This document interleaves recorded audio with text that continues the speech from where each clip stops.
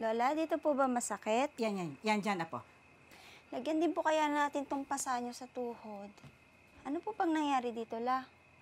Tumama lang, apo. Wow, Lola, ang dami nating handa ngayon na. Saan niyo po nakuha tong mga to? Ang mahalaga, meron tayong handa ngayong Pasko. Magdasal ka na. Sige na, apo. God, Merry Christmas po. Salamat po dahil binigyan niyo po ako ng Lola. Lola na sobrang maalaga.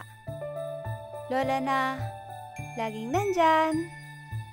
Salamat po sa lola ko dahil lagi niya pong sinasabi na okay lang siya. Kahit alam ko naman pong hindi. Hindi po siya okay. Hindi siya okay kasi nagkakandapagod siya para may panggastos kami. Hindi siya okay kasi nagtitiis lang siya para may pang-aral ako. Para may handa kami ngayong Pasko.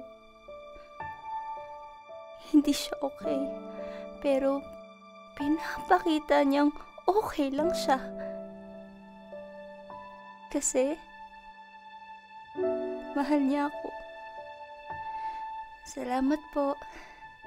Amen.